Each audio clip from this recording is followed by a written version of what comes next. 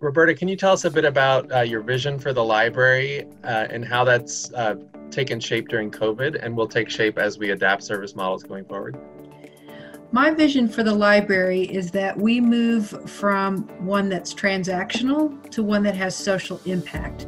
And what that means is that the community is at the fore of everything we do.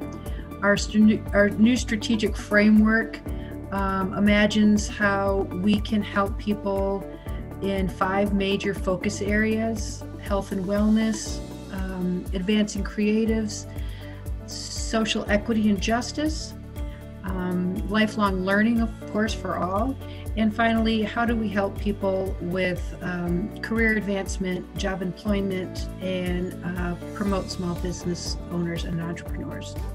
I think one of the things we've done is to survey our community, and it's really important for us to maintain this community feedback loop. We know that when we are able to get in our buildings, that computer access will be paramount. I think what we did is we were able to pivot during COVID and provide all our services on a digital platform in a very robust way that addressed those needs that community members identified.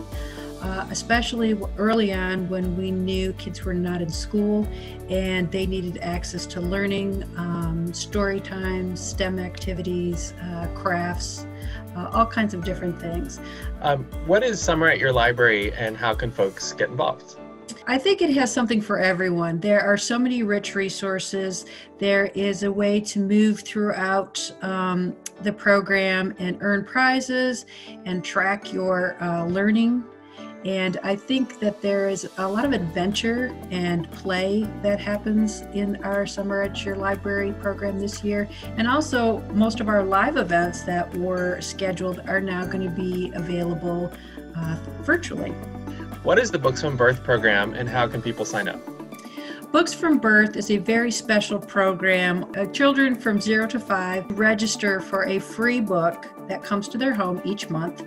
And we know 0 to 5 is a critical age for learning. And this enables parents and caregivers to establish a home library that's rich with great literature. And if you'd like to sign up, you can go to pgcmls.info/freebooks.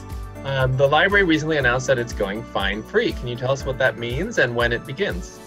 Our fine-free policy is in effect July 1st. We are no longer going to collect fines for overdue materials.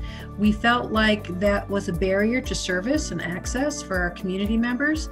And as long as we get our books back, a fine is just unnecessary. We feel like fine-free enables people to really enjoy the library and also to come back to the library if they've been gone for a while because they knew they owed some fines. Great. The library just announced its phased reopening plan. Can you tell us about the values that went into this plan, who was involved in shaping it, and then also what the important dates are?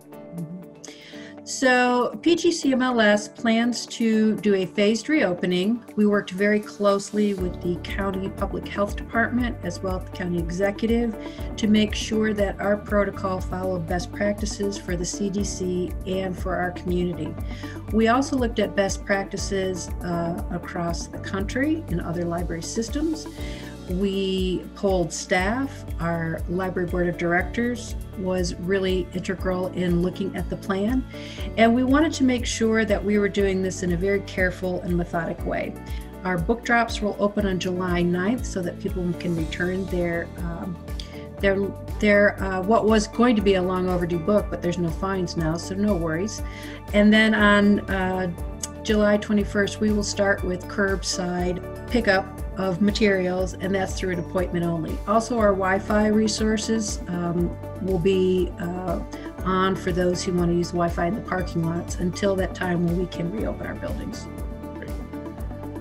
Can you tell us about how social equity is at the center of the library's everything, and also what resources are now available for folks around anti-racism? Yeah, so social equity is something that's very important to us. We believe that Black Lives Matter We want to make sure that we have a community where the library is seen as the most equitable place for all of our community members. So we are hosting a series of anti-racist programs. One of them is titled The Elephant in the Room, which is a series of discussions about important books that focus on anti-racism. We are very excited that on July 20th, Dr. Ibram Kendi will be joining us for a conversation on his book, How to Be an Anti-Racist. And the library is also forming a very important equity, diversity, and inclusion committee to make sure that we are looking at all our practices and policies to eradicate racism in our system internally, so that we may be the leaders in doing that for our community. It's about education, it's about resources, and it's about having conversation. Visit us at pgcmls.info/anti-racism.